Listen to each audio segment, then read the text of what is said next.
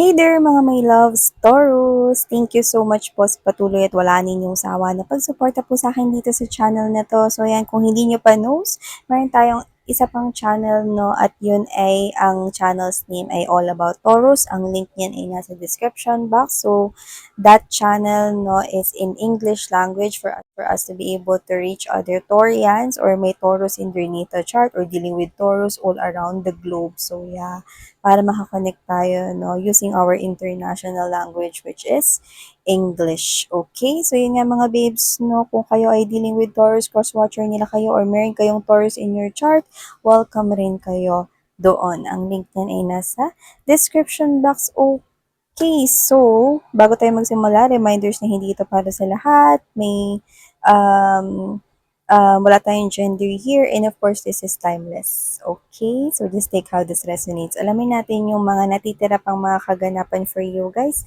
bago matapos, no, ang year 2023. Ano, alamin natin kung ano pa yung mga possible na mga events for you or happenings for you guys before 2023.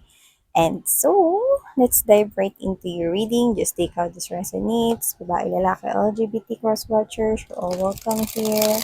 Of course. Oh, let's get this one. Okay, we have here this Seven of Cups energy. Let me think. Oh. So, the simplest message that I'm getting from this one, unahin na natin yung simple mo ng mensaheng nakuha ko right off the bat from here for you, my dear Taurus. Mukhang meron ditong iisipin ka na pwedeng maguguluhan ka na ba yung dapat ihanda, no? Ngayong Noche Buena or Medyo Noche, yan mga babes. So, this is you. Maaring gusto mo nang nakuha itong gusto mo ng bago naman yung ihanda. Parang wag naman spaghetti or ibahin naman natin, wag naman yung usual nating hinahanda. Or kung meron man kayong gustong stay dun sa mga hinahanda ninyo, gusto nyong dagdagan ng mga new na mga hindi nyo pa nahanda ever.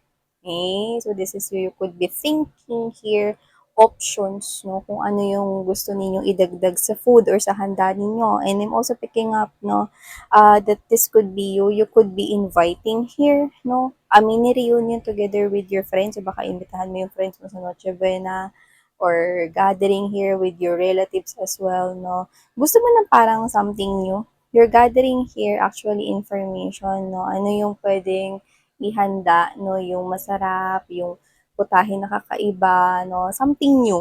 Yung nakuha ko rito. Yan. Okay, maybe this is you, no? Nag-iisip ka na ngayon, naghahanap ka na ng mga possible na pwede ritong maging options mo. Yan, no? Pero definitely, okay, that's the simplest message that I've get, no? Yan. Pero ang nakukuha ko dyan, in general, nakita ko rito na may options ka.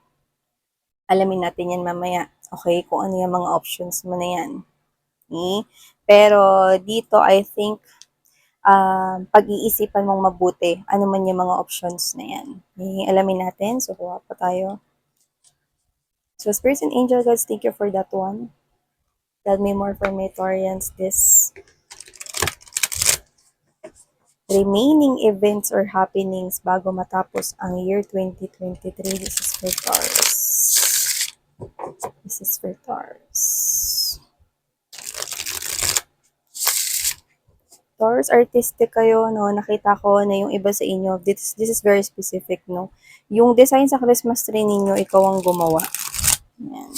This could be a reading, honey. Pero most likely, in general, nakita ko na creative kayo. Pwedeng using your hands, you know how to paint, you know how to draw, you know how to use your hands using crafts. Magaling sa drawing or pottery. Okay. Sculpting, or magaling sa design, creative Taurians. So you've also got here the Nine of Wands energy. Okay. Also have the Lovers. Ooh. Excited yung iba narinig yung Lovers.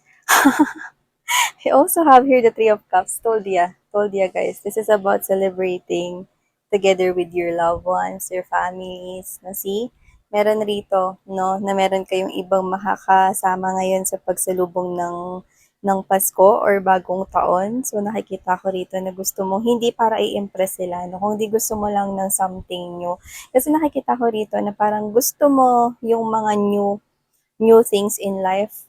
Gusto mo ng mga bagong things in life this 2024 at gusto mo tong simulan no, sa mga simpleng bagay. No? Kagaya ng baguhin ko yung handa. Gusto ko hindi mo na spaghetti. Yan, no?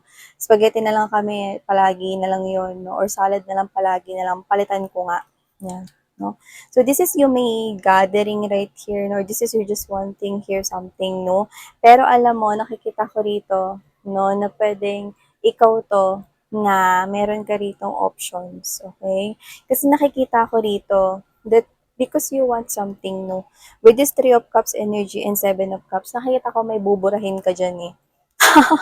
Hindi buburahin sa mundo, kundi buburahin sa yung FB, sa yung social media applications, no? May i-cleanse kang mga friends sa friends list mo. Yan, pwedeng mag-alis ka ng mga friends mo rito na toxic. Yan, no? Parang ikaw to, no, na aalisin mo rito yung mga friends mo rito, hindi mo naman masyado nakakausap or hindi mo naman talaga kilala personally, you're gonna delete them, no? You're gonna cleanse here, no? Hindi lang yung friends list mo sa mga social media applications like Facebook, Instagram, whatever, no? Kundi in your real life. Kung sino yung mga nakakadil mo. Yan, no? Parang nagki-cleanse ka dito, nag-aayos ka, no? Kasi bago nga matapos yung 2023, gusto mo parang meron kang nasimulan dito na parang maganda, no? Para simulan yung 2024. At maganda yan kasi ikaw to na parang naglilinis ka eh, no? Para ka lang naglilinis dito ng bahay or ng closet mo. It's like you're making tapon dun sa hindi mo na kailangan. Hindi mo na napapakinabangan. Okay? Or hindi mo na need in your life. Okay? So may mga friends ka dito na hindi mo naman talaga friends or whatever, no? You're detaching from them. Yan, no? Yung iba hindi lang to friends. Okay? Meron ka rin ditong family members or relatives na hindi nakakausapin kahit nakamag-anak mo pa sila. Yeah. Because they're draining your energy. Okay? I don't know if you're being awakened by the universe and the power of LOA, a law of attraction, and all of those things. Okay? Quantum field. So whatever it is, you're being awakened. You're being spiritual right here. You're connecting with the Gaia, the universe. Okay? So nakikita ko rito na gusto mo ng peace of mind. So nakikita ko na kahit nakamag-anak na toxic magde-detach ka na rin. Yung iba nakikita ko rito, no, na yung relationship ninyo toxic with your boyfriend na toxic with your, yeah, I'm hearing narcissist. So this could be someone here who is narcissistic. Yan, no. May something toxic sa kanya. So I'm seeing you getting separated from that. Finally deciding, no, na alisin na siya sa buhay ninyo. Yan, no, sa iba sa inyo, yung love life ninyo, ililinisin ninyo. Or this is you, no, na pwedeng wala ka naman ka-relationship ngayon, pero isa sa mga parang goals mo, okay, this 2024 is to have that right choice, no? Yung best choice para sa'yo. Yan. Yung iba sa inyo, pwedeng may nanliligaw na sa inyo ngayon, no, na more than one. So, pwedeng dalawa or higit pa. Or meron dito nagpaparamdam ng emotions and feelings for you. Maaring yun yung options mo, mga babes, no. At yung iba sa kanila, pwedeng friends mo or nakuha ko dito friends ng cousins na may ganun. Very specific. Pero just take how this resonates. Okay? Ha? Kunin natin to, nahulog siya. Ito natin to lagay. Oh, wow. Seven of Coins energy. And I'm also picking up right here that with the Nine of Wands energy, yes, going to the Ace of Wands, nakikita ko dito na hindi ka naman mawiwindog ng ganyan. Tingnan mo yung tsura dito. Diba? Parang, otoke, anong gagawin ko? Yan. Hindi ko nakikita magiging ganyan ka. Okay? Nakikita ko lang na magiging busy ka rito. Okay? At hindi ko nakikita rito, actually, pwedeng sabay-sabay yung mga gawin mo, pero hindi ko to nakikita ng ganyan. Okay, I'm reading your energies. I'm not reading based on what is the images here or whatever it is, no? But in this specific card na nakuha natin for you, Taurus, I'm saying na magiging busy ka this December. Not just in work, okay? Pero nakita ko nagsasabay-sabay yung ginagawa mo, no? And you're happy doing that. Yes, no? So, definitely, I'm seeing you right here na kung ano tong ginagawa mo, masaya ka dyan. Okay? Dito, maaring nakuha ko kasi dito na pwedeng meron kayong ma-receive rito na pwedeng mensahe no, na pwedeng magpairita sa inyo. Just a little bit. Okay? So, maaaring makareceive kayo ng mensahe sa ayaw ninyong makausap. Yun, no? Pero daan lang yun. Kasi nakikita kita busy ka eh. Busy ka at ayaw magpa-istorbo, pero masaya ka. So, ibig sabihin, you are loving what you're doing, no? Doesn't have to be na work lang. Pwedeng work tapos ikaw to na busy ka mag-prepare or magbalot ng mga presents or gifts mo, no, for your loved ones.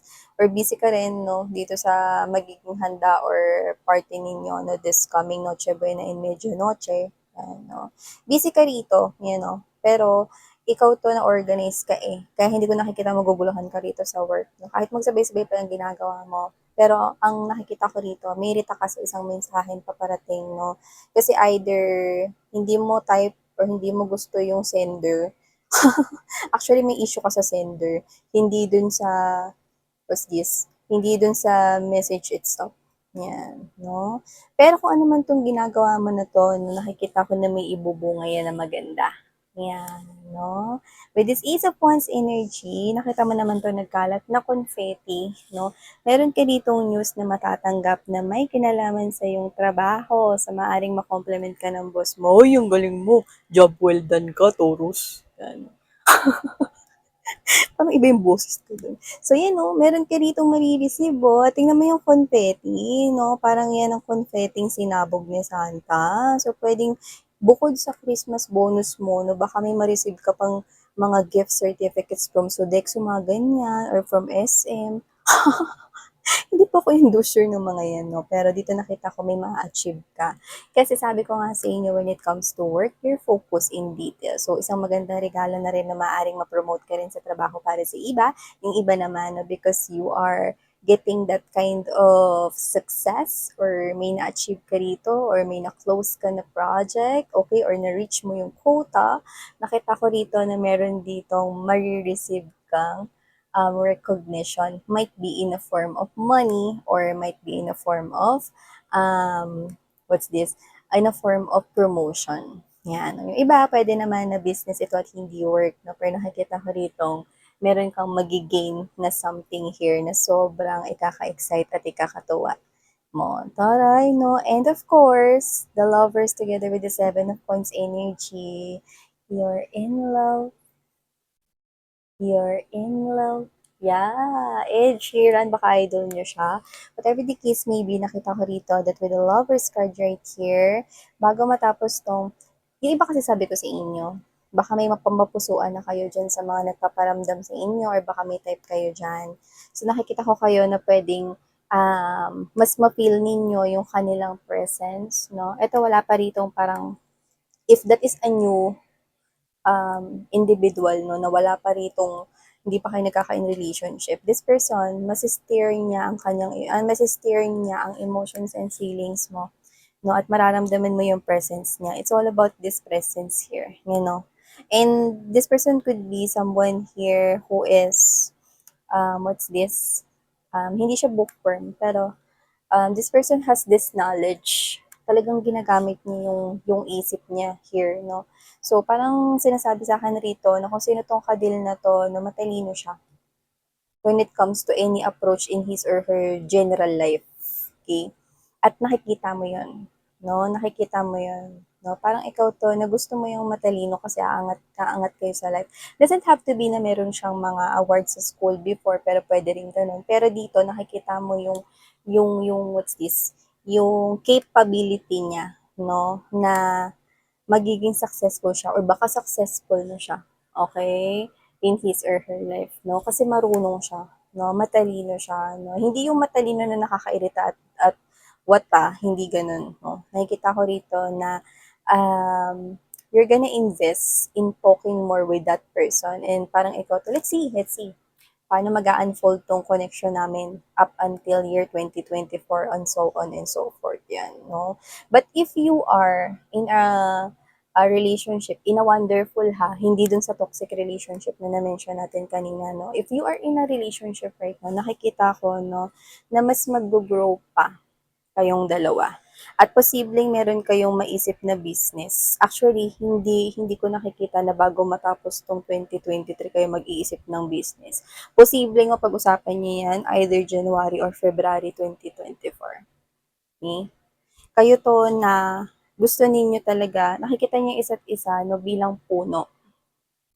Ibig sabihin, kayong dalawa no, is meron talaga kayo ritong parehas na kagustuhan, parehas na meron kayo ritong matibay na plano para sa isa't isa. So, napakaganda. Yan, no? And at the bottom of the deck, added information, we have the Three of Wands. Of course, I'm seeing you. Yan, no? Having this kind of, ayan, no? See?